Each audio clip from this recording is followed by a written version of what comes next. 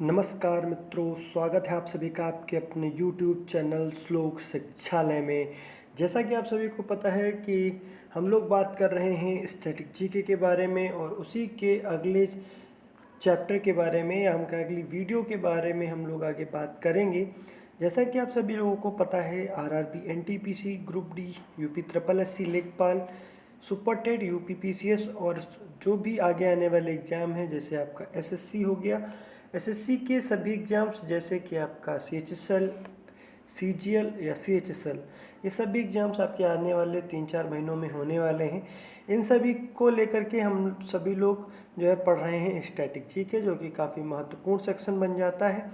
आइए हम सभी लोग कुछ अच्छे शब्दों के साथ में स्टार्ट करते हैं कि किसी दिन जब आपके सामने कोई समस्या ना आए, आप सुनिश्चित हो जाते हैं कि आप गलत मार्ग पर चल रहे हैं। अर्थात संघर्षों में जो आपके रास्ते होते हैं वो काफ़ी कठिन होते हैं और जब तक वो ऐसा लगने लगे आपको कि आप बिल्कुल स्मूथ वे में जा रहे हैं, तो बिल्कुल ऐसा नहीं हो सकता है कि आप संघर्ष के मार्गों में कोई कठिनाई का सामना ना करना पड़े। और वही कठिनाई आपको आगे बढ़ने के लिए प्रेरित करती हैं। कहा जाता है कि मान ली तो हार है और ठान लिया तो जीत है, मन के हारे हार है और मन के जीते जीत। इसी अच्छी बात के साथ में अपने सेशन को स्टार्ट करते हैं और आप सभी लोग सेशन को अंत तक अवश्य देखें और चैनल को लाइक से सब्सक्राइब करना ना भूलें। वीडियो को ज़्यादा से ज़्यादा शेयर करें और हाँ, बहुत इम्पोर्टेंट बात कि आप पूरी वीडियो को एक पॉइंट टू पॉइंट लिखते ज़रूर जाएं, क्योंकि आप जितनी ज़्यादा चीज़ों को लिखते हैं उतनी ज़्यादा बार चीज़ें आपके मस्तिष्क में बैठती जाती हैं। और सबसे बड़ी बात जीके की यही होती है कि जब तक चीज़ें आपके दिमाग में क्लियर नहीं बैठेंगी तब तक आप कंफ्यूज रहेंगे और कंफ्यूजन का सल्यूशन श्लोक शिक्षालय। आप बिल्कुल भी परेशान ना हों। सारी वीडियोस को अगर आपने पिछले आने वाली अभी तक की 9 वीडियोस आ चुकी हैं, आपने नहीं देखी हैं तो अवश्य देखिए और सभी वीडियोस को आप लगातार नोट करते हैं और चीज़ों को रिवाइज करते हैं और फिर देखिए आपके अंदर एक जीको को लेकर के एक उत्सुकता होगी और चीज़ों को आप अच्छी तरीके से जान पाएंगे। आइए हम बढ़ते हैं अपने वीडियो की तरफ। पहला प्रश्न है, गुप्त शासकों की शासकीय भाषा क्या थी? आपके ऑप्शंस हैं पाली, प्राकृत, हिंदी, संस्कृत। तो आपका सही आंसर हो जाता है ऑप्शन नंबर 4, संस्कृत। क्या हो जाता है? Option number 4। गुप्त शासकों की जो शासकीय भाषा थी वो क्या थी? संस्कृत थी। अगर हम पाली की बात करते हैं तो पाली किसकी भाषा थी? बौद्ध ग्रंथ किस में लिखे गए थे? तो बौद्ध ग्रंथ आपके पाली भाषा में लिखे गए थे।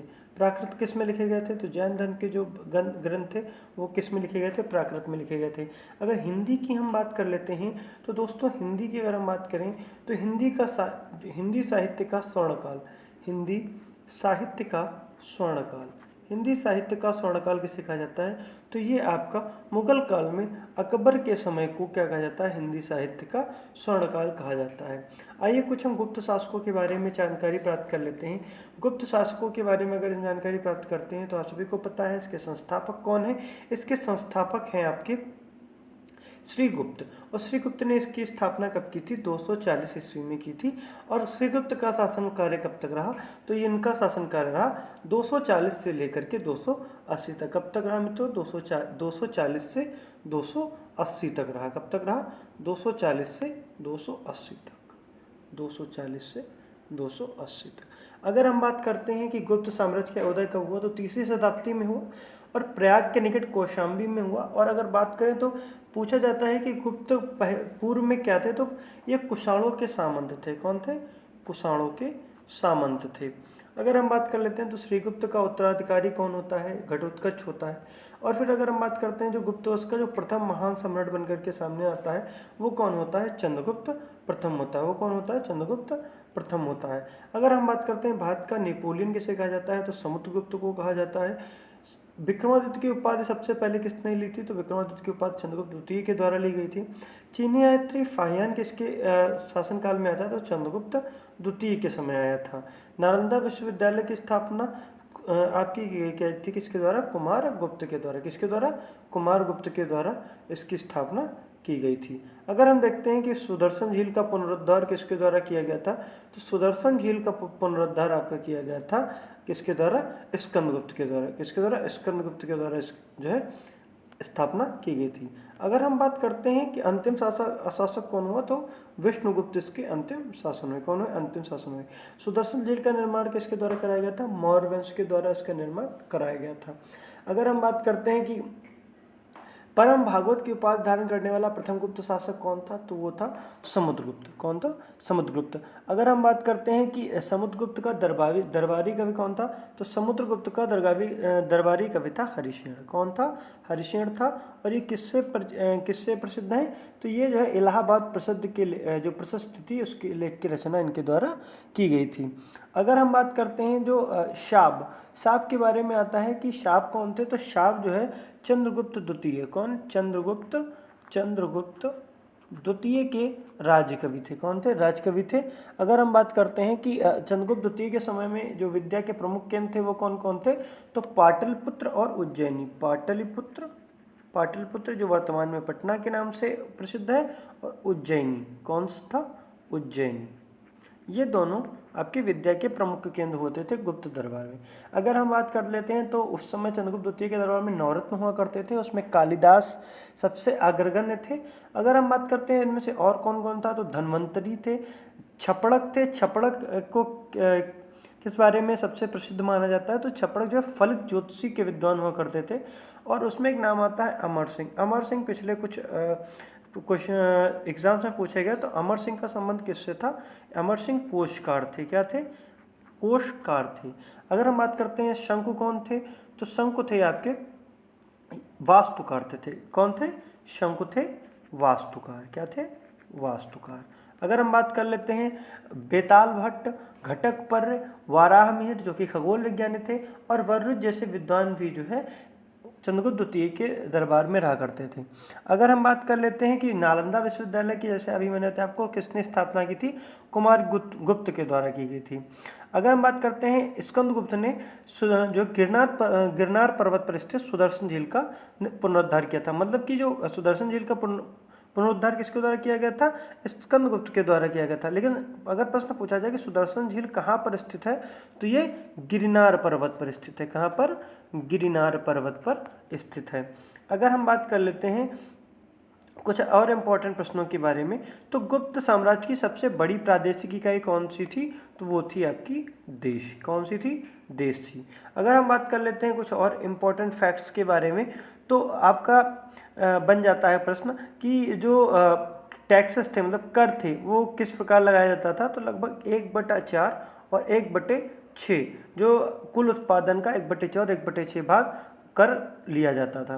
अगर हम बात करते हैं गुप्तकालीन कुछ मंदिरों के बारे में, तो विष्णु मंदिर जो था वो तिगवा जबलपुर में था, मध्य प्रदेश में। कहाँ पर, तिगवा जबलपुर मध्य प्रदेश में कुछ जो है मंदिर था, विष्णु मंदिर। और शिव मंदिर की अगर हम बात करते हैं तो ये आपका 2 शिव मंदिर थे। एक शिव मंदिर था भूमरा में जो कि मध्य प्रदेश में है, और एक था शिव मंदिर खोह नागौद में। और पार्वती मंदिर की बात कर लेते हैं, ये काफ़ी इंपॉर्टेंट क्वेश्चन है। पार्वती मंदिर आपका पूछा जाता है, तो ये कहाँ पर है, नैना कुठार मध्य प्रदेश में। कहाँ पर, नैना कुठार मध्य प्रदेश में स्थित है। अगर हम बात कर लेते हैं दशावतार मंदिर, ईंटों द्वारा निर्मित ये मंदिर है, और ये कहाँ पर है, देवगढ़ उत्तर प्रदेश में है। और अगर हम बात करते हैं सबसे जो इम्पोर्टेंट बन जाता है लक्ष्मण मंदिर। कौन सा, लक्ष्मण मंदिर की अगर हम बात करते हैं तो ये भी ईंटों द्वारा निर्मित है, और ये कहाँ पर स्थित है, ये आपका कानपुर उत्तर प्रदेश में स्थित है। और गांव का नाम पूछा जाता है, तो गांव का नाम है भीतरगांव। क्या नाम है, गांव का नाम है भीतरगांव। अगर हम कुछ और इम्पोर्टेंट बात करते हैं, तो गुप्त काल में ही जो विष्णु शर्मा द्वारा लिखित पंचतंत्र लिखा गया था, किसके द्वारा, विष्णु शर्मा के द्वारा लिखा गया था, और ये सबसे विश्व का प्रसिद्ध ग्रंथ माना जाता है।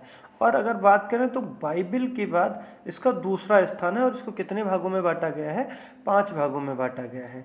और अगर हम बात कर लेते हैं कि जैसे कि जो वाराहमिहिर ने बृहद संहिता, पक्ष सिद्धांत, बृहज्जाक और लघु जातक की भी रचना किसके द्वारा की गई, वराहमिहिर के द्वारा की गई थी।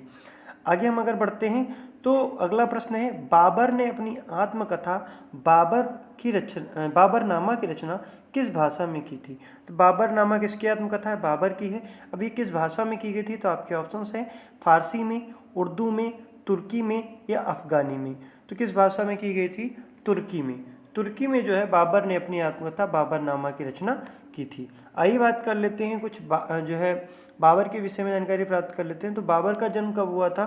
14 फरवरी सन 1483 में हुआ था। इनके पिता का नाम क्या था? पिता उमर शेख मिर्जा थे और कहाँ के शासक थे? फरगना के शासक थे।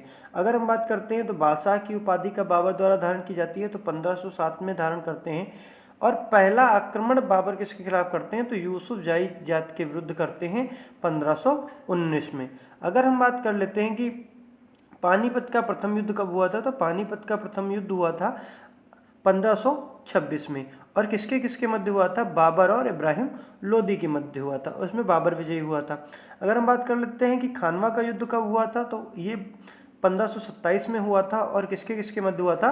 बाबर और राणा सांगा के मध्य हुआ था। चंदेरी के युद्ध की बात करें तो ये आपका 1528 में होता है और बाबर और मेदिनी राय के साथ होता है।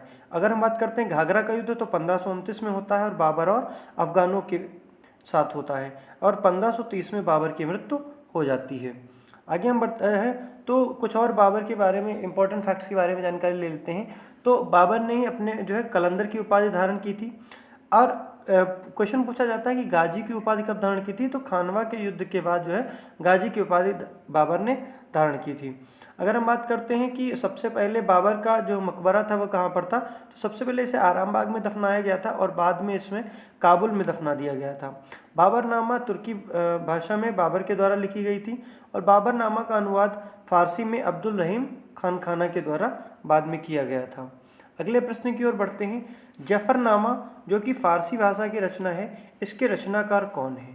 आपके ऑप्शंस हैं बहादुर शाह द्वितीय, मिर्जा गालिब या गुरु गोविंद सिंह। तो आपका सही आंसर हो जाता है ऑप्शन नंबर 4 गुरु गोविंद सिंह। किसके द्वारा लिखी गई जफरनामा? गुरु गोविंद सिंह के द्वारा लिखी गई। अगर हम बात कर लेते हैं कुछ जो है सिख धर्म से रिलेटेड कुछ इंपॉर्टेंट पॉइंट्स के बारे में, तो सिखों के प्रथम गुरु कौन हुए? नानक देव हुए। और इन्होंने किसकी स्थापना की थी? इन्होंने गुरु के लंगर की स्थापना की थी। किसकी स्थापना की थी? गुरु के लंगर की। तो इसके बाद आते हैं गुरु अंगद देव। इन्होंने लंगर व्यवस्था को स्थायी किया और गुरुमुखी लिपि का आविष्कार किया। तो गुरुमुखी लिपि का आविष्कार किसके द्वारा किया जाता है? गुरु अंगद देव के द्वारा किया जाता है।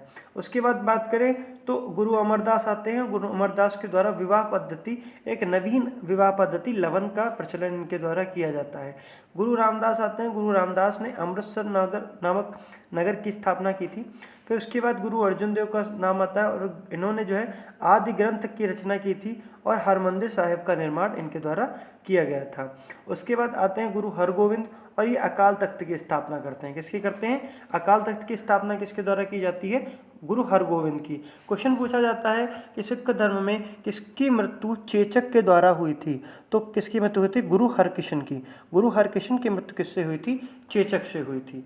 अगर हम बात करते हैं उसके बाद गुरु गोविंद सिंह, इनको क्या कहा जाता है? इनको सच्चा पातशाह की उपाधि दी गई और इन्होंने क्या किया? 5 ककार का प्रचलन इनके द्वारा किया गया था। खालसा पंथ की स्थापना किसके द्वारा मानी जाती है? तो खालसा पंथ की स्थापना भी गुरु गोविंद सिंह के द्वारा मानी जाती है। पाहुल प्रणाली का प्रचलन किसने किया था? गुरु गोविंद सिंह जी के द्वारा। और जफरनामा की रचना भी किसके द्वारा की गई? गुरु गोविंद सिंह के द्वारा जो है जफरनामा की रचना की गई। अगर हम बात करते हैं कि गुरु गोविंद सिंह का जन्म कहाँ हुआ था, तो गुरु गोविंद सिंह जी का जन्म पटना में हुआ था।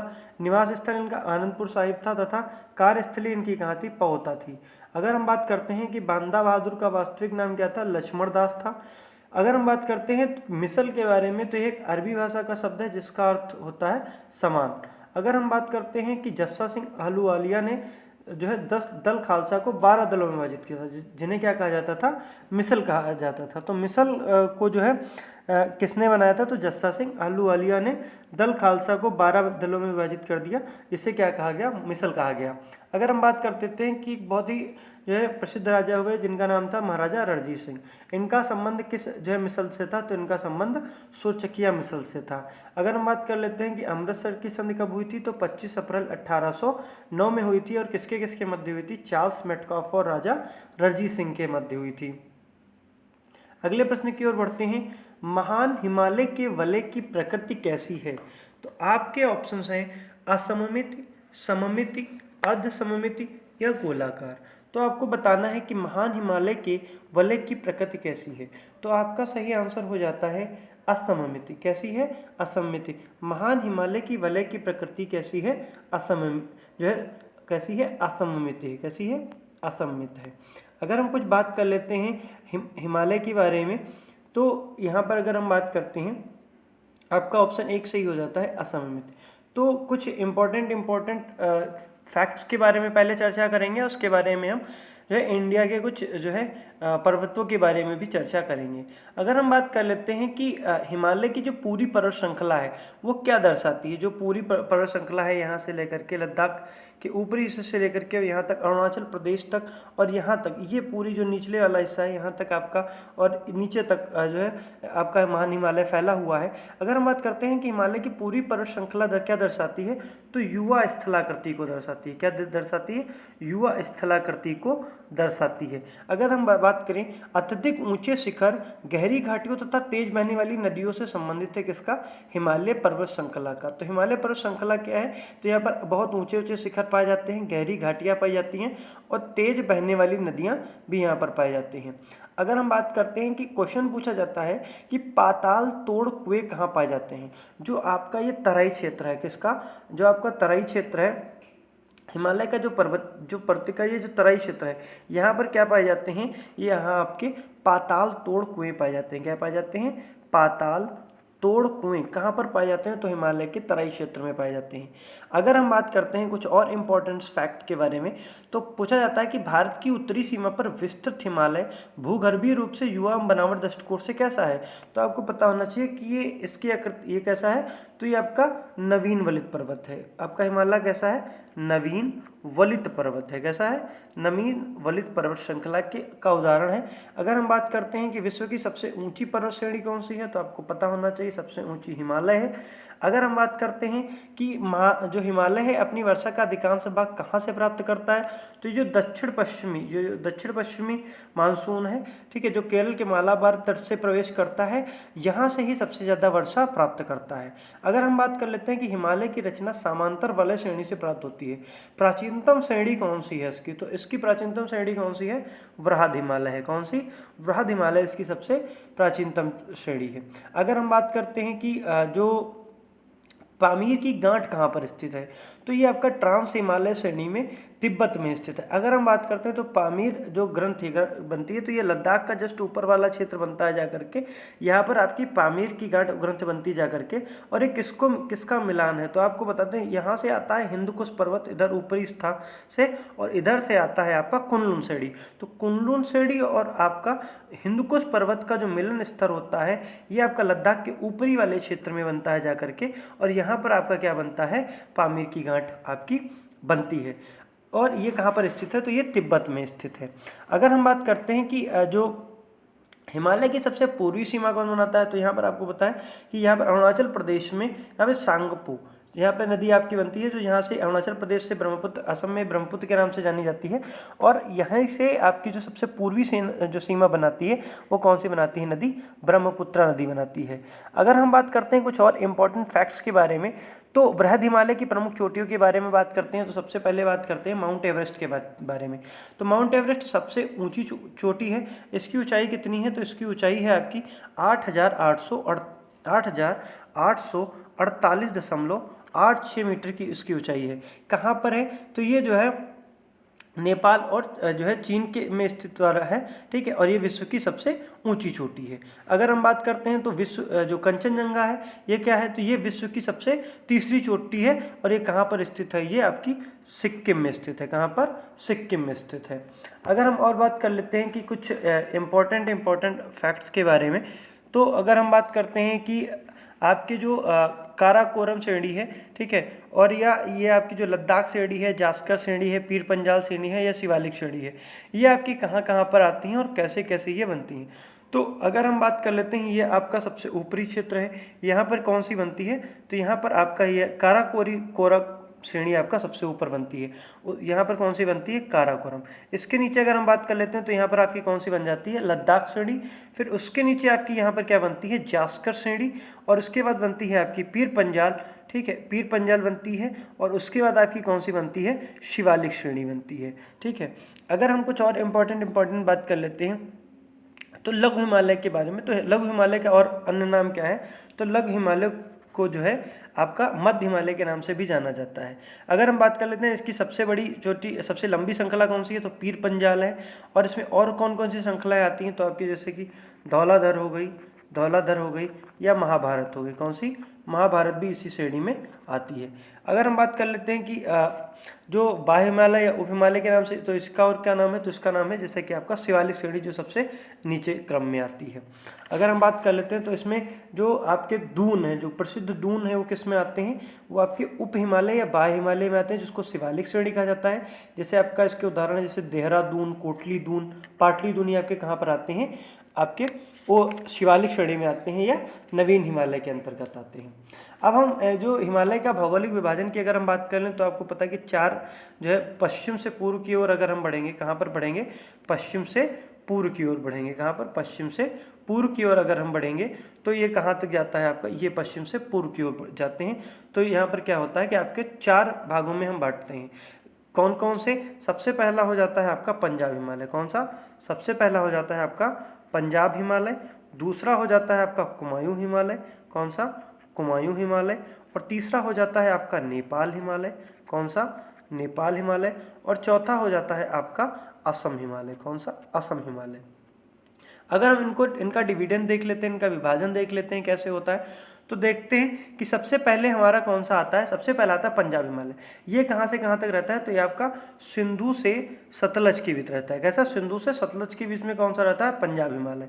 कौन सा, पंजाब हिमालय रहता है। कौन सा रहता है, पंजाब हिमालय रहता है। उसके बाद हम बात करते हैं तो सतलज नदी से लेकर के नेपाल की काली नदी तक, यहाँ पर कहाँ रहता है, नेपाल की काली नदी तक आपका कौन सा रहता है, नेपाल की काली तक रहता है आपका कुमायूं हिमालय। कौन सा, कुमायूं हिमालय रहता है।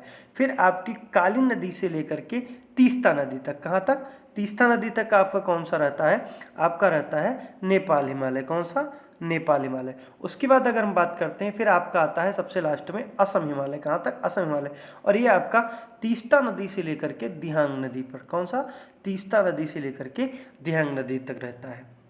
अगर हम बात करते हैं कि ये जो ये काफ़ी इंपॉर्टेंट फैक्ट्स हैं और इनको आप जो है 1 बाय 1 नोट करते रहें, क्योंकि आप जितनी बार इन चीज़ों को नोट करेंगे और मैप के थ्रू समझने की प्रयास करेंगे तो ये आपके लिए काफ़ी ज़्यादा आसान होती चली जाएंगी।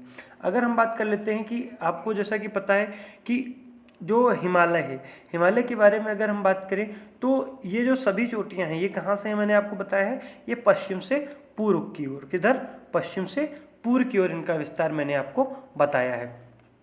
कुछ और इम्पोर्टेंट अगर हम बात कर लेते हैं तो जैसा कि आप लोगों को पता है कि कुछ इम्पोर्टेंट चोटियों के बारे में हम बात कर लेते हैं।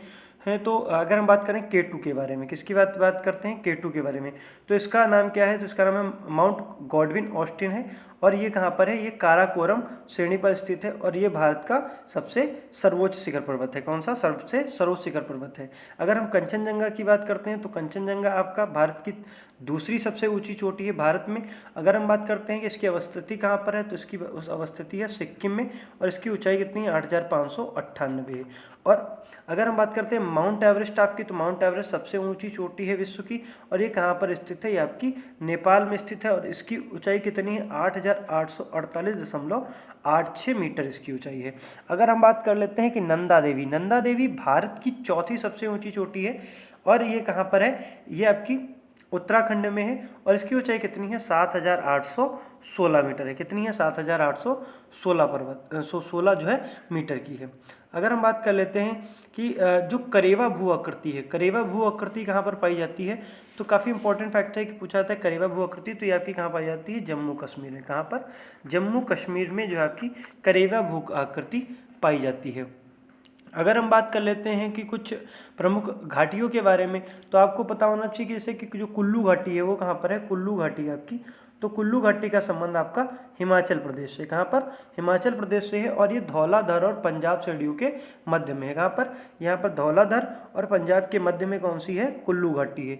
अगर हम बात कर लेते हैं जूकू घाटी की, तो जूकू घाटी आपकी कहाँ पर है, जूकू घाटी आपकी यहाँ पर नागालैंड में है। अगर हम बात कर लेते हैं नीलांग घाटी की, तो नीलांग घाटी कहाँ पर है आपकी, तो नीलांग घाटी है आपकी उत्तराखंड में। अगर हम बात करते हैं तो नीलांग घाटी की अवस्थिति के बारे में, तो आपकी भारत और चीन के जो आपकी सीमा है, भारत चीन की सीमा के बिल्कुल पास में है। अगर हम बात करते हैं यूथांक घाटी की, तो ये आपकी गंगटोक असम में, कहाँ पर है, गंगटोक असम में। यूथांग घाटी कहाँ पर, असम गंगटोक में। अगर हम बात करते हैं कि मरखा घाटी कहाँ पर है, तो ये आपका मरखा घाटी कहाँ पर है, लद्दाख में। कहाँ पर, लद्दाख में आपकी मरखा घाटी स्थित है। अगर हम बात करते हैं सांगला घाटी, ये काफ़ी ज़्यादा इंपॉर्टेंट है। सांगला घाटी जो अभी काफ़ी चर्चा में रही है, किन्नौर हिमाचल प्रदेश में। कहाँ पर है, किन्नौर, आपकी किन्नौर हिमाचल प्रदेश में। किन्नौर हिमाचल प्रदेश में सांगला घाटी स्थित है। कौन सी, सांगला घाटी स्थित है। अगर हम बात करते हैं कुछ और इम्पॉर्टेंट फैक्ट्स के बारे में, तो जैसा कि आपको पता होना चाहिए कि जैसे जो कार्डमम हिल्स हैं ये कहाँ पर हैं, ये आपकी हैं केरला में। कहाँ पर, केरला में है। अगर शिवराय की पहाड़ियों के बारे में बात करें तो शिवराय की पहाड़ियाँ आपकी कहाँ पर हैं, तमिलनाडु में है। अगर हम बात करें रामगिरी की पहाड़ियाँ कहाँ पर हैं, तो रामगिरी की पहाड़ियाँ आपकी हैं आंध्र प्रदेश में। कहाँ पर, आंध्र प्रदेश में है आपकी रामगिरी की पहाड़ियाँ। अगर हम बात करते हैं शिवराय की पहाड़ियाँ कहाँ पर हैं, तमिलनाडु में है। कार्डमम हिल्स आपकी कहाँ है, ये आपकी केरला में है, केरला के जो दक्षिण पूर्वी हिस्से और कुछ तमिलनाडु के हिस्से में भी पड़ती हैं। अगर हम बात करते हैं गड़जात पहाड़ियाँ, कौन सी, गड़जात पहाड़ियाँ आपकी कहाँ पर हैं, तो ये ओडिशा में। कौन सी, गड़जात पहाड़ियाँ आपकी ओडिशा में है। मैकाले पर्वत की बात करें तो ये आपका जो है, ये आपका सतपुड़ा पर्वत का जो पूर्वी भाग है ये कहाँ पर पड़ता है, छत्तीसगढ़ में। कहाँ पर, छत्तीसगढ़ में पड़ता है। कौन सा, मैकाले पर्वत। अगर हम बात करते हैं महादेवा की पहाड़ियाँ कहाँ पर हैं, तो ये सतपुड़ा पर्वत है, इसका जो मध्य भाग है महादेवा पहाड़ियाँ, ये कहाँ पड़ती हैं आपका, ये आपका मध्य प्रदेश में पड़ती है। कहाँ पर, मध्य प्रदेश में पड़ती है। आप सभी लोग बताते चलें सेशन कैसा लग रहा है, और चैनल को लाइक शेयर सब्सक्राइब जरूर करें और चीज़ों को नोट करते रहें। भारत के भौगोलिक स्वरूप का एक फटाफट हम देख लेते हैं कि कुछ इंपॉर्टेंट फैक्ट्स के बारे में, कि जो उच्च पर्वत श्रेणी है वो कितनी है, 10.7% है। पहाड़ी क्षेत्र की बात करें तो 18.6% है। मैदानी क्षेत्र की बात करें तो 43% है। केटू गॉडविन आस्ट्रेना की काराकोरम श्रेणी में पाई जाती हैं। मर्ग किन्हें कहते हैं, तो कश्मीर में पाए जाने वाले जो घास के मैदान होते हैं उन्हें क्या कहते हैं, मर्ग कहते हैं। बुग्याल या प्यार की बात करें तो जो उत्तराखंड में पाए जाने वाले घास के मैदान होते हैं उन्हें क्या कहते हैं, बुग्याल या प्यार के कहते हैं। करीबा क्या होता है, तो ये एक चिकनी मिट्टी होती है जैसे दूसरे पदार्थों की मोटी तरह, जिसमें केसर की खेती की जाती है। क्या, करीबा क्या होती है, जिसमें जो है केसर की खेती की जाती है। भोटिया क्या है, तो भोटिया जनजाति आपकी कहाँ पर है, हिमाचल प्रदेश से संबंधित है।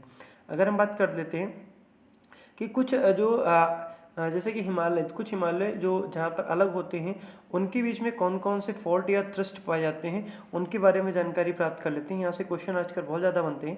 जैसे आपका जो ट्रांस हिमालय है, ट्रांस हिमालय को लघु हिमालय से कौन अलग करता है, तो आपका मेन सेंट्रल थ्रस्ट। कौन सा, मेन जो आपका मेन सेंट्रल थ्रस्ट है ये इसको अलग करता है। क्या अलग करता है, आपका ट्रांस हिमालय को लघु हिमालय से। किससे, एक सेकंड, मेन सेंट्रल थ्रस्ट को आपका ट्रांस हिमालय से लघु हिमालय से अलग करता है। अगर हम बात करें मेन बाउंड्री फॉल्ट के बारे में, तो मेन बाउंड्री फॉल्ट की अगर हम बात करें तो लघु हिमालय और शिवालिक हिमालय को कौन पृथक करता है, मेन बाउंड्री फॉल्ट करता है। अगर हम अरावली पहाड़ी की बात करें तो सबसे ऊंची चोटी कौन सी है, गुरशिखर है। ठीक है, पश्चिम से लूनी नदी और पूर्व से बनास नदी से प्रवाहित होती है। अगर हम बात करते हैं कि चंबल तथा बेतवा नदी कहाँ से निकलती है, तो ये आपकी मालवा के पठार से निकलती है। नर्मदा, सोन और महानदी ये कहाँ से निकलती हैं, तो आपकी अमरकंटक पहाड़ियों से निकलती हैं। धूपगढ़ की बात करें तो इस सतपुड़ा की सबसे ऊंची चोटी कौन सी है, धूपगढ़ है। अगर हम बात कर लेते हैं कि उत्तर भारत को दक्षिण भारत से अलग करने वाली कौन सी चोटी है, तो ये पूछा जाता है क्वेश्चन में, तो ये आपका है विंध्य पर्वत श्रृंखला। भारत का रूर किसे कहा जाता है, तो छोटा नागपुर पठार को भारत का रूर क्षेत्र कहा जाता है। अब हम बात करते हैं अगले प्रश्न के बारे में। तो अगला प्रश्न है आपका, दक्षिण अमेरिका का निम्न में से कौन सा देश मकर रेखा पर स्थित नहीं है। तो आपको बताना है कि मकर रेखा पर स्थित निम्न में से देश नहीं है, कौन नहीं है। तो आपके ऑप्शन है अर्जेंटीना, बोलीविया, पराग्वे, चिली। तो आपका सही आंसर हो जाता है बोलीविया। बोलीविया जो है अब दक्षिण अमेरिका में मकर रेखा पर स्थित नहीं है। अगर हम बात कर लेते हैं कि कौन कौन से जो है देश मकर रेखा पर स्थित हैं, तो अर्जेंटीना, पराग्वे, चिली और ब्राज़ील। कौन सा? ब्राज़ील। 4 देश जो है आपके दक्षिण अमेरिका में मकर रेखा उनसे होकर के गुजरती है। वो कौन कौन से हैं? अर्जेंटीना, पराग्वे, चिली और ब्राज़ील। बोलीविया जो है मकर रेखा से होकर के वो नहीं गुजरती है। अगर हम बात करते हैं कुछ इंपॉर्टेंट फैक्ट्स के बारे में जिनको हम रिवाइज करेंगे, हमने कुछ जो है अंतिम वीडियो में भी कुछ इंपॉर्टेंट फैक्ट्स पढ़े थे, यहाँ पर भी हम फटाफट से उन्हीं पॉइंट्स को रिवाइज कर लेंगे और कुछ और इंपॉर्टेंट फैक्ट्स के बारे में चर्चा कर लेंगे। अगर हम बात करते हैं दक्षिण अमेरिका के बारे में, तो इसका अधिकांश विस्तार कहाँ पर पाया जाता है? तो इसका अधिकांश विस्तार आपका पाया जाता है जो दक्षिणी गोलार्ध में। कहाँ पर? दक्षिणी गोलार्ध में इसका सबसे सर्वाधिक विस्तार पाया जाता है। ये विश्व का चौथे नंबर का जो है सबसे बड़ा देश जो है महाद्वीप है। इसका क्षेत्रफल कितना है? तो इसका क्षेत्रफल आप मोबाइल नंबर की तरह याद कर सकते हैं, 1,77,98,500, 1,77,98,500 वर्ग किलोमीटर है। और इसको क्या कहा जाता है? ये संसार का सबसे आर्द्र महाद्वीप है, तो इसको आर्द्र महाद्वीप के नाम से भी जाना जाता है। अगर हम बात करते हैं तो इसकी अवस्थिति कहाँ पर है? तो इसकी अवस्थिति है आपकी जो है प्रशांत महासागर और अटलांटिक महासागर के बीच में इसकी अवस्थिति है। अगर हम बात करते हैं तो उत्तरी अमेरिका से किससे जुड़ा हुआ है? तो पनामा जल संधि के द्वारा ये उत्तरी अमेरिका से मिला हुआ है। अगर हम बात करते हैं दक्षिणी भाग में, इसका जो है एक बहुत ही इंपॉर्टेंट द्वीप है जिसका नाम क्या है? टेरा डेल फ्यूगो द्वीप है। और ये किससे अलग होता है मुख्य भूमि से? तो ये मैगलन जल संधि के द्वारा, किसके द्वारा? मैगलन जल संधि के द्वारा ये मुख्य भूमि से दक्षिण अमेरिका के अलग होता है। दक्षिणतम सिरा क्या कहलाता है दक्षिण अमेरिका का? ये कहलाता है हॉर्न अंतरीप। क्या कहलाता है? हॉर्न अंतरीप कहलाता है। क्या कहलाता है? हॉर्न अंतरीप कहलाता है।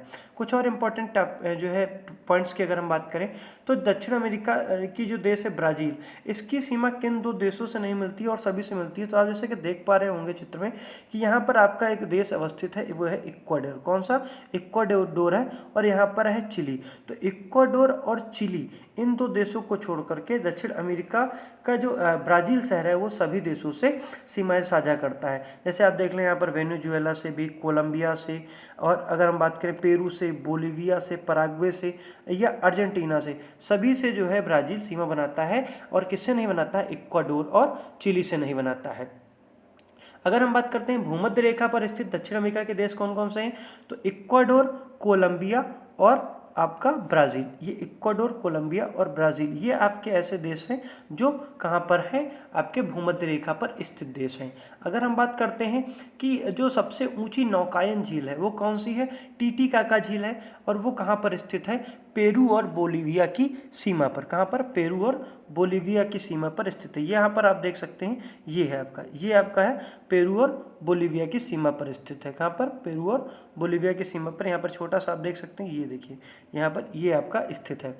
अगर हम बात करते हैं कुछ और इम्पोर्टेंट पॉइंट्स के बारे में, तो जो वेनेजुएला में स्थित है कैरो नदी, और इसमें जो है सबसे ऊंचा झरना जो है आपका, जो सबसे ऊंचा जलप्रपात है वो कौन सा है? एंजिल जलप्रपात। कौन सा? एंजिल जलप्रपात। एंजिल जलप्रपात कहाँ पर है? वेनेजुएला में। कहाँ, किस नदी पर है? कैरो नदी पर स्थित है। किस नदी पर? कैरो नदी पर स्थित है। अगर हम बात करते हैं कि ये कहाँ पर स्थित है, तो यहाँ पर किस पठार पर स्थित है ये भी पूछा जाता है। तो गुयाना के पठार पर। किस पे? गुयाना के पठार पर स्थित है। अगर हम बात करते हैं सबसे ऊंचा जो ज्वालामुखी वो कहाँ पर है? तो ये आपका ओजस डेल सेलेडो। कौन सा? ओजस डेल सेलेडो ज्वालामुखी है। और वो कहाँ पर है? एंडीज पर्वतमाला में स्थित है। अगर हम बात करते हैं कि एंडीज विश्व की सबसे लंबी पर्वतमाला है, कौन सी? एंडीज पर्वतमाला विश्व की सबसे लंबी पर्वतमाला है अगर हम बात करते हैं। और ये कहाँ पर स्थित है? ये पश्चिमी भाग में स्थित है। इसकी सबसे ऊंची चोटी कौन सी है? इसकी सबसे ऊंची चोटी है एकांकागुआ। कौन सी? एकांकागुआ सबसे ऊंची चोटी है। इसकी ऊंचाई कितनी है? 6,960 मीटर इसकी ऊंचाई है। अगर हम बात करते हैं ये लंबाई कितनी है लगभग, तो ये विश्व की सबसे लंबी आपकी पर्वत श्रृंखला है, 7200 किलोमीटर लंबी है। अगर हम बात करते हैं तो जो अरिका है, अरिका क्या है? तो अरिका ये जो है विश्व का सबसे शुष्कतम स्थान है। और ये कहाँ पाया जाता है? ये आपका नॉर्दर्न चिली में स्थित है। कहाँ पर? यहाँ पर नॉर्दर्न, उत्तरी चिली में स्थित है। अगर हम बात कर लेते हैं कुछ और इम्पोर्टेंट जो है पॉइंट्स के बारे में, तो जो सेल्वॉस है, सेल्वॉस किसे कहा जाता है, तो अमेरिका के जो वर्षा वन होते हैं उनको सेल्वॉस कहा जाता है। और अगर हम बात करते हैं कि जो सबसे विश्व की सबसे हल्की जो आपकी लकड़ी है, जो आप वो कौन सी है, वॉल्सा, वो कहाँ पर पाई जाती है, ये भी दक्षिण अमेरिका में ही पाई जाती है। एंडीज पर्वतमाला की हम बात कर रहे थे, तो यहाँ पर अगर हम बात करें तो इसके जो पूर्वी ढलान के में वन है उन्हें क्या कहा जाता है, मोन्टाना कहा जाता है। एनटीपीसी का सबसे फेवरेट क्वेश्चंस में से एक आता है। अगर हम बात कर लेते हैं कुछ और इम्पोर्टेंट पॉइंट्स के बारे में, तो जो ब्राज़ील में जो रबड़ के पेड़ों का मूल स्थान है वो क्या है, दक्षिण अमेरिका में क्षमा चाहेंगे, तो ये ब्राज़ील है। और इसके जो बागान होते हैं उसे क्या कहा जाता है, फेजेंटा। दो शब्द मैं अभी आपको लिखूंगा और काफ़ी ज़्यादा यहाँ पर इसको लेकर के कन्फ्यूजन रखता है। एक होता है फेजेंडा और एक होता है फजेंडा। कौन सा, एक होता है फेजेंडा, एक होता है फजेंडा। तो आपका जो रबड़ के बागान होते हैं उन्हें क्या कहा जाता है, रबड़ के जो बागान होते हैं उनको फेजेंडा कहा जाता है। जबकि जो ब्राज़ील में विश्व का जो सर्वाधिक कॉफ़ी उत्पादित होती है ये दक्षिण अमेरिका में, ये ब्राज़ील में सबसे ज़्यादा क्या होती है, कॉफ़ी उत्पादित होती है। और जो कहवा के बागान होते हैं उसे क्या कहते हैं, फजेंडा कहते हैं। तो ये आप काफ़ी ज़्यादा इसमें ये दोनों ही ऑप्शन रखे होते हैं और इसमें आप क्या हो जाते हैं, कन्फ्यूज हो जाते हैं। तो फेजेंडा कैसे कहा जाता है, रबर के बागानों को, और फजेंडा कैसे कहा जाता है, कहवा को कहा जाता है। किसके, कहवा के बागानों को कहा जाता है। अगर हम बात कर लेते हैं कि जो दक्षिण अमेरिका में ब्राज़ील में ही सर्वाधिक जो है मैग्नीज उत्पादन होता है और विश्व में किस स्थान पर है, तीसरे स्थान पर है। सबसे इंपॉर्टेंट टॉपिक की अगर हम बात करें तो चिली का चुकिका माता आपका जो तांबे की खान है, ये कहाँ पर है, ये एंडीज पर्वतमाला पर स्थित है और ये 3000 मीटर ऊंचाई पर स्थित है। और इसे क्या कहा जाता है, विश्व की तांबा की जो है राजधानी भी कहा जाता है। अगर हम बात कर लेते हैं अमापा खान कहाँ पर स्थित है, तो ये अमापा खान ब्राज़ील में स्थित है और ये सबसे ज़्यादा जो है मैग्नीज उत्पादन करती है। अगर हम बात कर लेते हैं कि कुछ और इम्पोर्टेंट फैक्ट्स के बारे में, तो जो आटाकामा मरुस्थल है इसमें क्या पाया जाता है, तो इसमें सबसे ज़्यादा नाइट्रेट के भंडार पाए जाते हैं। नाइट्रेट के भंडार कहाँ पाए जाते हैं, सर्वाधिक ये आपके आटाकामा मरुस्थल में पाए जाते हैं। और यहाँ पर क्या होता है, यहाँ पर बिल्कुल भी बारिश नहीं होती है। अगर हम बात करते हैं कि विश्व में कहवा का पात्र है उसे क्या कहते हैं, ब्राज़ील को कहते हैं। और कहवा की मंडी किसे कहते हैं, साओ पाउलो को कहते हैं। किसे, साओ पाउलो को क्या कहते हैं, विश्व में कहवा की मंडी को कहा जाता है। सबसे ज़्यादा जो कहवा का निर्यात होता है वो कहाँ पर होता है, वो सेंटास पत्तन में होता है। और अगर हम बात कर लेते हैं कि सर्वाधिक मछली पकड़ने वाला देश कौन सा है, तो सर्वाधिक मछली पकड़ने वाला देश आपका पेरू है। कौन सा, पेरू जो है सर्वाधिक मछली पकड़ने वाला आपका देश है। अगर हम बात करें सबसे मांस निर्यातक देश कौन सा है, तो सबसे ज़्यादा मांस निर्यातक देश है आपका अर्जेंटीना। कौन सा, मांस सबसे ज़्यादा कहाँ से निर्यात होता है, आपका अर्जेंटीना से होता है। अगर हम बात कर लेते हैं कि दक्षिण अमेरिका का सबसे उष्ण मरुस्थल कौन सा है, तो वो है आपका पेंटागोनिया का मरुस्थल। कौन सा, पेंटागोनिया का मरुस्थल।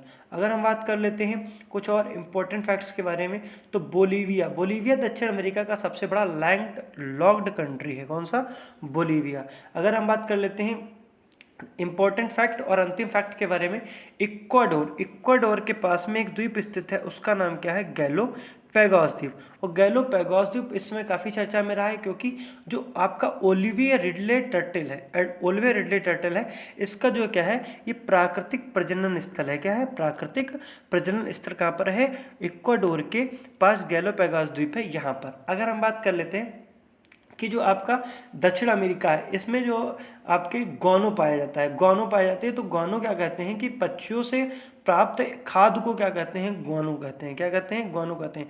गौनो क्यों सबसे ज़्यादा चर्चा में रहता है, क्योंकि ये फास्फोरस की मात्रा इसमें सबसे ज़्यादा पाई जाती है। किसकी पाई जाती है, फास्फोरस की सबसे ज़्यादा मात्रा किसमें पाई जाती है, पक्षियों की खाद होती है, उसे क्या कहते हैं, गौनो। और गौनो में क्या पाया जाता है, फास्फोरस की सर्वाधिक मात्रा पाई जाती है। आइए बढ़ते हैं, कुछ जो है और इम्पोर्टेंट फैक्ट्स के बारे में जानकारी प्राप्त कर लेते हैं।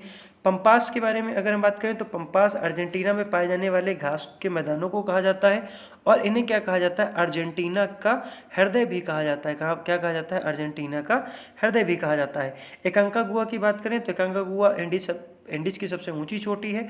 आटाकामा की बात करें तो ये जो है सबसे शुष्कतम मरुस्थल है। कॉफ़ी बंदरगाह सेंटोस को कहा जाता है। बोलीविया की बात करें तो सबसे बड़ा दक्षिण अमेरिका का लैंड लॉक्ड कंट्री है। विश्व का सबसे बड़ा मांस निर्यातक देश कौन सा है? आपका अर्जेंटीना है। सांपों का जो है द्वीप किसे कहा जाता है? दक्षिण अमेरिका को कहा जाता है। और पक्षियों का द्वीप भी किसे कहा जाता है? दक्षिण अमेरिका को कहा जाता है। आइए हम अगले प्रश्न की ओर बढ़ते हैं।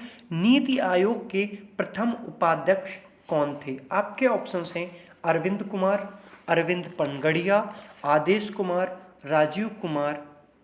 तो आपका सही आंसर हो जाता है अरविंद पनगड़िया। इस सब जो है नीति आयोग के प्रथम उपाध्यक्ष कौन थे? अरविंद पनगड़िया। अगर हम कुछ नीति आयोग के बारे में इंपॉर्टेंट फैक्ट्स को लेते हैं। स्थापना कब होती है? 1 जनवरी 2015 को स्थापना होती है नीति आयोग की। घोषणा कब की जाती है? तो 15 अगस्त 2014 को लाल किले की प्राचीर से माननीय प्रधानमंत्री मोदी जी के द्वारा इसकी घोषणा की जाती है। अगर हम बात करते हैं कि ये किसके स्थान पर आया था, तो योजना आयोग के स्थान पर आया था।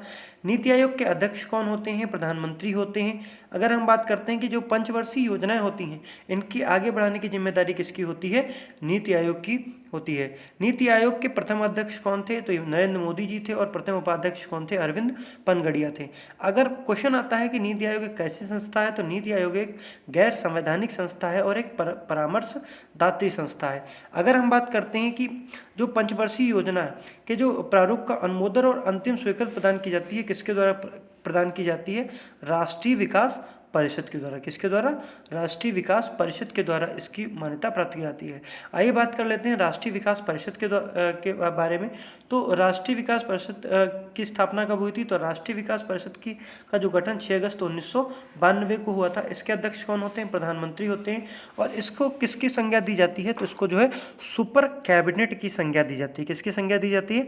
सुपर कैबिनेट की संज्ञा दी जाती है। और राष्ट्रीय विकास परिषद क्या है? ये भी एक प्रकार की गैर संवैधानिक संस्था है। अगले प्रश्न की ओर बढ़ते हैं। 1834 में गठित प्रथम विधि आयोग का अध्यक्ष कौन हुआ? आपके ऑप्शंस हैं विलियम बेंटिक, मैकाले, कैनिंग या सुखविंदर सिंह। आपका सही आंसर हो जाता है ऑप्शन नंबर 2 मैकाले। अगर हम बात करते हैं जो 1834 में प्रथम विधि आयोग की स्थापना की गई थी, इसके प्रथम अध्यक्ष कौन हुए? मैकाले हुए। अगर हम कुछ इंपॉर्टेंट मॉडर्न हिस्ट्री के फैक्ट्स के बारे में बात करते हैं, तो जो 1843 का चार्टर एक्ट था, इसके कुछ इंपॉर्टेंट फैक्ट की चर्चा करते हैं। तो बंगाल के जो गवर्नर जनरल थे, इनको क्या किया गया? इनको भारत का गवर्नर जनरल कहा जाने लगा। अगर हम बात करते हैं दास प्रथा के बारे में, तो दास प्रथा का विरुद्ध घोषित कर दिया गया। प्रथम विधि आयोग का गठन किया गया और ये 1834। अगर हम बात करते हैं 1853 का चार्टर एक्ट, तो कंपनी के महत्वपूर्ण पदों को प्रतियोगी परीक्षा के आधार पर भरे जाने की व्यवस्था की गई। 1858 का शासन अधिनियम की अगर हम बात करते हैं, तो भारत का शासन कंपनी से ब्रिटिश क्राउन के हाथों में सौंप दिया गया। मुगल सम्राट के पदों को क्या कर दिया गया? समाप्त कर दिया गया। और भारत के गवर्नर जनरल का नाम बदल करके वायसराय कर दिया गया था। 1861 की बात करते हैं, तो गवर्नर जनरल को अध्यादेश जारी करने की शक्ति 1861 के चार्टर के तहत दे दी गई थी। 1 जनवरी 1884 को ईस्ट इंडिया कंपनी को औपचारिक रूप से बंद कर दिया जाता है। 28 अप्रैल 1876 को महारानी विक्टोरिया भारत की साम्राज्ञी घोषित कर दी जाती हैं। उसकी अगर हम बात कर लेते हैं कि भारत परिषद अधिनियम 1892 की, तो इसमें जो है क्या शुरू हुआ? प्रत्यक्ष चुनाव प्रणाली की शुरुआत जो है भारत परिषद अधिनियम 1892 के द्वारा की गई थी। आगे हम बात करते हैं अगले प्रश्न के बारे में। कवक की कोशिका भित्ति किसकी बनी होती है? सेल्यूलोज की, काइटिन की, पेक्टिन की या लिग्निन की? तो आपका सही ऑप्शन हो जाता है काइटिन की। तो कवक की कोशिका भित्ति किसकी बनी होती है? काइटिन की बनी होती है। अगर बात कर लेते हैं कवक के बारे में, तो कवक का अध्ययन क्या कहलाता है? कवक का अध्ययन आपका माइकोलॉजी कहलाता है। इसकी संरचना कैसी होती है? तो इसकी संरचना क्लोरोफिल रहित होती है, क्लोरोफिल नहीं पाया जाता है इसमें। संकेंद्री होती है और इसका जो संवहन होता है वो कैसा है? ऊतक रहित होता है। अगर हम बात करते हैं किस वर्ग के अंतर्गत आता है, तो ये थैलोफाइटा के अंतर्गत आता है। भोजन किसके रूप में पाए जाते हैं? तो भोजन जो है ग्लाइकोजन के रूप में ग्रहण करते हैं। अगर बात करते हैं जो आपके जो इनकी सेल वॉल होती है किसकी बनी होती है? काइटिन की बनी होती है। और जो गोबर पर उगने वाले कवक होते हैं उनको क्या कहा जाता है, क्रोपोफिलस कहा जाता है। अगर हम बात कर लेते हैं कि नाखूनों और बालों में उगने वाले कवक क्या कहलाते हैं, तो केरेटिनोफिलिक कहलाते हैं। क्या कहलाते हैं, केरेटिनोफिलिक कहलाते हैं। अगर हम बात कर लेते हैं कि जो सहजीवी कवक होते हैं वो कौन कौन से होते हैं, तो पक्सिनिया और अस्थिलागु ये कौन कौन से होते हैं, ये आपके सहजीवी कवक होते हैं। मृतोपजीवी कौन कौन से होते हैं, राइजोपस, पेनिसिलियम और मोर्सेला, ये कौन कौन से होते हैं, आपके मृतोपजीवी कवक होते हैं। कवक से होने वाले रोग अगर हम बात करें तो आपका दमा, खाज, गंजापन, दाद, एथलीट फुट, ये सभी किससे होते हैं, कवक से होने वाले रोग हैं। कौन कौन से, दमा, खाज, गंजापन, दाद, एथलीट फुट इत्यादि, ये सभी रोग किससे होते हैं, कवक से होते हैं। अगर हम बात करें पौधों में कौन कौन से रोग हो जाते हैं, तो आपका जो है सरसों का सफ़ेद रस्ट रोग, और गेहूं का जो ढीला एस्मट रोग, या गेहूं का किट्टू रोग, या गन्ने का जो लाल सड़न रोग होता है, या मूंगफली का टिक्का रोग, ये सभी किससे होते हैं, कवक के द्वारा होते हैं। अगला प्रश्न है आपका, समेकित निर्देशित प्रक्षेपास्त्र विकास कार्यक्रम का दायित्व रक्षा अनुसंधान एवं विकास संगठन को किस वर्ष सौंपा गया था। आपके ऑप्शंस हैं 1980, 1983, 1985 या 1986। आपका सही आंसर हो जाता है वर्ष 1983। समेकित निर्देशित प्रक्षेपास्त्र विकास कार्यक्रम का दायित्व डीआरडीओ को 1983 में सौंपा गया था। आइए हम बात कर लेते हैं भारत की रक्षा प्रौद्योगिकी के बारे में। तो डीआरडीओ की स्थापना कब हुई थी, तो डीआरडीओ की स्थापना आपकी 1 जनवरी 1958 में की गई थी। कब की गई थी, 1 जनवरी 1958 में की गई थी। मुख्यालय कहाँ पर है, मुख्यालय नई दिल्ली में है, और इसके वर्तमान अध्यक्ष कौन है, जी सतीश रेड्डी हैं। अगर हम बात कर लेते हैं कि जो रक्षा अनुसंधान एवं विकास विभाग का गठन कब किया गया था, 1980 में इस विभाग की स्थापना की गई थी। अगर हम बात करते हैं रक्षा उत्पादन विभाग और रक्षा आपूर्ति विभाग का, जो है उत्पादन एवं आपूर्ति विभाग में विलय किया गया था, और इसमें इससे नई स्थापना किसकी की गई थी, उत्पादन एवं आपूर्ति विभाग की गई थी। वह कब की गई थी, 1984 में की गई थी। 1983 में किसकी स्थापना की गई, समेकित निर्देशित प्रक्षेपास्त्र विकास कार्यक्रम की स्थापना की गई थी 1983 में। और अगर हम बात कर लेते हैं तो इसमें जो है आपकी जो 5 मिसाइलें बनाई गई उनका नाम क्या दे सकते हैं हम लोग, पटना। कौन कौन सी, पटना। अगर इसको हम ऐसे करते हैं तो सबसे पहले कौन सी होती है, पृथ्वी। कौन सी, पृथ्वी। तो पृथ्वी कौन सी है, जमीन से जमीन पर मार करने वाली मिसाइल है। कौन सी, जमीन से जमीन पर, मतलब सतह से सतह पर मार करने वाली मिसाइल कौन सी है, आपकी पृथ्वी है। अगर हम पटना के आगे के रूप को देखते हैं, हम बस ऐसे याद कर लेंगे पटना। तो पटना में आपका पहला हो गई पृथ्वी, सतह से सतह में मार करने वाली। अगर हम बात कर लेते हैं आकाश, आकाश आपकी कौन सी है, जमीन से हवा में मान करने वाली। कौन सी, आकाश आपकी जमीन से हवा में मान करने वाली। त्रिशूल कौन सी है, ट्राइडेंट आपकी, तो जमीन से हवा में मार करने वाली मारक मिसाइल है। और फिर अगर हम बात कर लेते हैं अग्नि की, तो अग्नि आपकी कौन सी है, अग्नि आपकी जमीन से जमीन पर मार करने वाली मिसाइल है। और नाग की अगर बात करें तो ये एक एंटी टैंक गाइडेड मिसाइल है। अगर हम बात करते हैं अग्नि 5 के बारे में, तो एक सैटेलाइट रोधी मिसाइल है। कौन सी, सैटेलाइट रोधी मिसाइल है। अगर हम बात करते हैं कि धनुष जमीन से जमीन पर मार करने वाली मिसाइल है। सागरिका कैसी है, ये एक सबमरीन लॉन्च बैलिस्टिक मिसाइल है। कैसी, सबमरीन लॉन्च बैलिस्टिक मिसाइल कौन सी है, आपकी सागरिका है। अगर हम बात कर लेते हैं अस्त्र के बारे में, तो अस्त्र आपका हवा से हवा में मार करने वाली जो है स्वदेशी तकनीक से विकसित प्रक्षेपास्त्र है आपका कौन सा, अस्त्र। अगर हम बात कर लेते हैं ब्रह्मोस की, तो ब्रह्मोस कैसी मिसाइल है, सुपरसोनिक क्रूज मिसाइल है। ब्रह्मोस किस देश की है, तो आपके ब्रह्मोस बताते हैं, तो ये भारत और रशिया से की सुपरसोनिक क्रूज मिसाइल है। ये जो है 2 नदियों के उसको मिलाकर इनका जो है इसका निर्माण किया गया है, जैसे कि आपका भारत की ब्रह्मपुत्र और जो है रशिया की मॉस नदी को मिलकर के इसको जो है बनाया गया है। अगर हम बात करते हैं कि अर्जुन क्या है, अर्जुन आपका एक युद्ध टैंक है। और अगर हम लक्ष्य की बात करते हैं, तो लक्ष्य आपका एक चालक रहित विमान है। अगर हम अगले प्रश्न की ओर बात कर लेते हैं, तो निम्नलिखित में से कौन सा देश सार्क का सदस्य देश नहीं है। आपके ऑप्शंस हैं भारत, म्यांमार, अफगानिस्तान या भूटान। तो आपका सही आंसर हो जाता है ऑप्शन नंबर 2, म्यांमार। म्यांमार आपका सार्क का सदस्य देश नहीं है। कुछ इम्पोर्टेंट जो है संस्थानों के बारे में बात कर लेते हैं। तो आपका सबसे पहले बात करते हैं एशियाई विकास बैंक के बारे में। तो जो आपका एशियाई विकास बैंक है, इसकी स्थापना कब हुई थी? तो इसकी स्थापना 19 दिसंबर 1966 को हुई थी। मुख्यालय कहाँ है? मनीला फिलीपींस में है। और सदस्य देश कितने हैं? 68 है। अगर हम बात कर लेते हैं आर्थिक सहयोग एवं विकास संगठन के बारे में, तो इसकी स्थापना 1948 में होती है। मुख्यालय आपका पेरिस में है और सदस्य देश कितने हैं? 34 है। आसियान की अगर हम बात करते हैं तो आसियान की स्थापना कब होती है? 8 अगस्त 1967 में स्थापना होती है। सदस्य देश कितने हैं? 10 हैं। और मुख्यालय कहाँ पर है? इंडोनेशिया जकार्ता में है। सार्क की बात करते हैं तो सार्क की स्थापना 1985 में होती है। इसके जो सदस्य देश कितने हैं? 8 हैं। और मुख्यालय कहाँ पर है? काठमांडू नेपाल में है। और अगर हम बात कर लेते हैं तो इसका प्रथम जो शिखर सम्मेलन कहाँ पर हुआ था? सार्क का 1985 में हुआ था, ढाका में आयोजित हुआ था। कहाँ पर? सार्क की अगर हम बात करें तो सार्क का प्रथम शिखर सम्मेलन 1985 में ढाका में आयोजित किया गया था।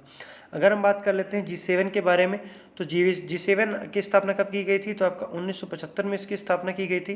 किसके द्वारा? फ्रांस के द्वारा की गई थी। सदस्य देश कितने हैं? 7 हैं। और 2014 में रूस को इससे निलंबित कर दिया गया था। अरब लीग की बात करें तो अरब लीग की स्थापना 22 मार्च 1945 को की गई थी। मुख्यालय कहाँ पर है? काहिरा में है। और सदस्य देश कितने हैं इसके? 22 हैं। ओपेक की अगर हम बात करते हैं तो स्थापना 1960 में होती है और बगदाद में इसका मुख्यालय है। और इसके जो है अगर हम बात करें स्थापना इसकी 1960 में बगदाद में होती है और मुख्यालय कहाँ पर है? वियना ऑस्ट्रिया में है। और सदस्य देश कितने हैं? 14 हैं। क्षमा चाहेंगे। गैबोन ने 1994 में और इंडोनेशिया में 2008 में ओपेक की सदस्यता त्याग दी थी। आगे हम अगले प्रश्न के बारे में जानकारी प्राप्त करते हैं। तो यहाँ पर आपका जो है क्वेश्चन समाप्त हो जाते हैं और हम सभी लोग पिछले जो स्टैटिक्स के वीडियोज़ हैं उनके आधार पर हम लोग रिवीजन करेंगे, जिसको हमने क्या नाम दिया है? स्टैटिक का चूरन, जो कि आपको क्या करेगा? डाइजेस्ट आपका जो पुराना फैक्ट्स हैं, जो आपके बहुत सारे फैक्ट्स बहुत कम समय में हम लोग इसको रिवाइज करेंगे और जिसको आप डाइजेस्ट कर पाएंगे, इसीलिए इसका नाम क्या दिया है? स्टैटिक का चूरन। तो आइए बात करते हैं स्टैटिक के चूरन के बारे में। अगर हम बात करते हैं अभी अभी हाल फिलहाल में हुए 5 राज्यों के चुनाव के बारे में, तो आपको पता है कि 5 राज्यों के चुनाव हो चुके हैं और उनका परिणाम आने के बाद सब जगह जो है सरकारें गठित की जा चुकी हैं। तो और इनसे कौन कौन से इंपॉर्टेंट फैक्ट आएंगे उनकी हम चर्चा कर लेते हैं फटाफट। तो उत्तर प्रदेश की बात करते हैं तो उत्तर प्रदेश में कितनी विधानसभा सीटें हैं? 403 विधानसभा सीटें हैं। सबसे बड़ी पार्टी कौन सी बनी है? तो बीजेपी प्लस ने 273 सीटों के साथ में अपनी सरकार बनाई है। और इसके बीजेपी को किस नंबर का जो है मुख्यमंत्री मिले हैं? तो 22वें क्रम के मुख्यमंत्री हैं। उनका नाम क्या है? योगी आदित्यनाथ है। और इस समय गवर्नर कौन है? आनंदीबेन पटेल है। पंजाब की बात करते हैं तो विधानसभा सीटें कितनी हैं? 117 हैं। सबसे बड़ी पार्टी कौन बनी है? तो आम आदमी पार्टी सबसे बड़ी पार्टी बनी है, 92 सीटें जीती हैं। और अगर हम बात करें कौन से नंबर के मुख्यमंत्री हैं, तो 17वें क्रम के मुख्यमंत्री बने हैं। कौन बने? भगवंत मान बने हैं। और इनको शपथ किसने दिलवाई? बनवारी लाल पुरोहित ने। मुख्यमंत्री को शपथ कौन दिलवाता है? गवर्नर के द्वारा दिलवाई जाती है। तो पंजाब के गवर्नर कौन है इस समय? बनवारी लाल पुरोहित। और उत्तर प्रदेश की आनंदीबेन पटेल। अगर हम बात करते हैं उत्तराखंड के बारे में, तो उत्तराखंड में विधानसभा सीटों की संख्या कितनी है? 70 है। और अगर बात कर लेते हैं 12वें क्रम के मुख्यमंत्री बने हैं, कौन बने? पुष्कर सिंह धामी बने हैं। ये अपने खटामी सीट से हार गए थे और इनको जो है हार कर जीतने वालों को क्या कहते हैं? पुष्कर सिंह धामी कहते हैं। और सबसे बड़ी जो पार्टी बनी वो कौन सी बनी? बीजेपी बनी, 47 सीटें जीती। और इस जो है वर्तमान समय में मुख्यमंत्री कौन है? पुष्कर सिंह धामी हैं। और लेफ्टिनेंट जनरल गुरमीत सिंह के द्वारा इनको शपथ दिलाई गई। मतलब कि गवर्नर कौन है? लेफ्टिनेंट जनरल गुरमीत सिंह है। आपको पता होना चाहिए कोई भी मुख्यमंत्री, अगर कोई भी व्यक्ति जो है विधायक नहीं है तो वो 6 महीने तक मुख्यमंत्री के पद पर रह सकता है, जब तक जो है दूसरे चुनाव करवा लिए जाते हैं और वो मुख्यमंत्री पद पर बना रह सकता है। अगर हम बात कर लेते हैं कि मणिपुर के बारे में, तो मणिपुर में विधानसभा सीटों की संख्या कितनी है? 60 है। और मुख्यमंत्री कौन बने? एन बीरेन सिंह बने हैं, 12वें क्रम के मुख्यमंत्री हैं। और बीजेपी के लिए कितनी सीटें जीती हैं? सबसे बड़ी पार्टी वहाँ पर भी बीजेपी बनी है, 32 सीटों के साथ में। वहाँ पे जो है एल गणेशन, वहाँ पे कौन है? एल गणेशन वहाँ के आपके गवर्नर हैं। अगर हम गोवा की बात करते हैं तो गोवा में अगर बात करते हैं तो विधानसभा सीटों की संख्या कितनी है? 40 है। कितनी? विधानसभा सीटों की संख्या आपकी कितनी है? 40 है। और यहाँ पर सीएम कौन बने? प्रमोद सावंत बने हैं बीजेपी के। और 20 सीट इन्होंने जीती हैं। अगर हम बात करते हैं पीएस श्रीधर पिल्लई कौन है? यहाँ के गवर्नर हैं। अगर हम बात कर लेते हैं उत्तर प्रदेश के बारे में, तो राजधानी क्या है? लखनऊ है। लोकसभा सीट कितनी है? 80 हैं। और अगर हम बात करें राज्यसभा सीटें कितनी है? राज्यसभा सीटें कितनी हैं? तो राज्यसभा सीटें आपकी 31 हैं और विधानसभा सीटें 403 हैं। विधान परिषद सीटें कितनी हैं? 100 हैं। मुख्यमंत्री कौन बने हैं? योगी आदित्यनाथ। और राज्यपाल कौन है? आनंदीबेन पटेल हैं। आप लोग कमेंट बॉक्स में जरूर बताइएगा कि विधान परिषद के गठन का संविधान जो है में अनुच्छेद किस नंबर के अनुच्छेद से जो है विधान परिषद का गठन किया जाता है? कमेंट बॉक्स में जरूर बताइएगा। अगर हम बात करते हैं पंजाब के बारे में तो राजधानी चंडीगढ़ है। लोकसभा सीट कितनी है? लोकसभा सीट है आपकी 13। राज्यसभा सीट कितनी है? 7। विधान सभा सीटें कितनी है? 117। मुख्यमंत्री कौन बने हैं? भगवंत मान बने हैं। और राज्यपाल कौन है? बनवारी लाल पुरोहित बने हैं। अगर हम बात करते हैं उत्तराखंड की तो राजधानी कौन है? देहरादून है। ग्रीष्मकालीन राजधानी कौन सी है? तो आपकी गैरसैंण है। लोकसभा सीटें कितनी हैं? 5 हैं। राज्यसभा की सीटें 3 हैं। विधानसभा की सीटें कितनी हैं? 70। मुख्यमंत्री पुष्कर सिंह धामी बने हैं और राज्यपाल कौन है प्रेजेंट टाइम के? लेफ्टिनेंट जनरल गुरमीत सिंह बने हैं। आगे हम बात करते हैं तो गोवा की राजधानी क्या है? गोवा की राजधानी आपकी है पणजी है। लोकसभा सीटें 2 हैं। राज्यसभा सीटें 1 है। विधानसभा सीटें 40 हैं और मुख्यमंत्री कौन है? प्रमोद सावंत हैं। और आपके राज्यपाल कौन बने हैं? PS श्रीधरन पिल्लाई बने हैं। अगर हम बात करते हैं मणिपुर के बारे में तो राजधानी इसकी इम्फाल है। लोकसभा सीटें कितनी हैं? 2 हैं। राज्यसभा सीटें 1 है और विधानसभा सीटें 40 हैं। मुख्यमंत्री कौन बने हैं? N बीरेन सिंह। और राज्यपाल कौन है? सत्यदेव नारायण आर्य इसके राज्यपाल है। अगर हम बात कर लेते हैं प्रमुख जनजातियां और उनसे संबंधित देश के विषय में तो आपकी एस्किमो जनजाति का संबंध किससे है? ग्रीनलैंड कनाडा से है। वेदास श्रीलंका में पाई जाती है। माओरी आपकी न्यूजीलैंड में। यूकाधिर साइबेरिया में। बुशमैन कालाहारी मरुस्थल में। बोरो ब्राज़ील में। हैदा अमेरिका में। जुल्लू अफ्रीका के नेटाल प्रांत में। और पिग्मिस आपकी कांगो बेसिन में पाई जाती है। अगर हम बात करते हैं बहुउद्देशीय घाटी परियोजनाओं के बारे में तो दुलहस्ती बगलिहार किस नदी पर पाई जाती है? चिनाब नदी पर। तुलबुल और उरी परियोजना झेलम नदी पर। तिलैया परियोजना बराकर नदी पर। बाढ़ सागर परियोजना सोन नदी पर। सरदार सरोवर परियोजना नर्मदा नदी पर। फरक्का परियोजना गंगा नदी पर। उकाई परियोजना ताप्ती नदी पर। और टिहरी बैराज आपकी भागीरथी नदी पर। अगर हम आगे बात करते हैं खेल एवं उनसे संबंधित कुछ कपों के बारे में तो हॉकी से संबंधित अगर कुछ हम बात करते हैं कप के बारे में तो आगा खां cup, baton cup, lady Ratan Tata cup और वेलिंगटन कप का संबंध किससे है? हॉकी से है। अगर हम बात कर लेते हैं फुटबॉल के कुछ इंपॉर्टेंट कप के बारे में तो Durand cup, rovers cup, Santosh trophy cup, Ashutosh Mukherjee trophy का संबंध किससे है? फुटबॉल से है। Ranji trophy, Irani trophy, Dilip trophy, CK Naidu trophy, Deodhar trophy या आपका सैयद मुश्ताक अली ट्रॉफी का संबंध किससे है? क्रिकेट से है। नारंग कप, चड्ढा कप, अमृत दीवान कप का संबंध किससे है? बैडमिंटन से है। राधा मोहन कप का संबंध किससे है? पोलो से है। राइडर कप का संबंध और प्रिंस ऑफ वेल्स कप का संबंध किससे है? गोल्फ से है। चाइना कप का संबंध किससे है? जिम्नास्टिक से है। आगे हम कुछ और इम्पोर्टेंट जो है संगठन है उनके मुख्यालयों के बारे में चर्चा करते हैं तो जो श्रम संगठन है जो अंतर्राष्ट्रीय श्रम संगठन ILO की जो है अगर हम बात करते हैं तो इसका मुख्यालय कहाँ पर है? जिनेवा में है। विश्व पर्यटन संगठन की अगर हम बात करें तो इसका मुख्यालय मैड्रिड में है। मैड्रिड स्पेन में है। संयुक्त राष्ट्र खाद्य एवं कृषि संगठन की बात करें तो इसका जो मुख्यालय है रोम इटली में है। अंतर्राष्ट्रीय मुद्रा कोष और विश्व बैंक का मुख्यालय वाशिंगटन DC में है। यूनेस्को की बात करें तो पेरिस में इसका मुख्यालय है। अरब लीग का काहिरा में है।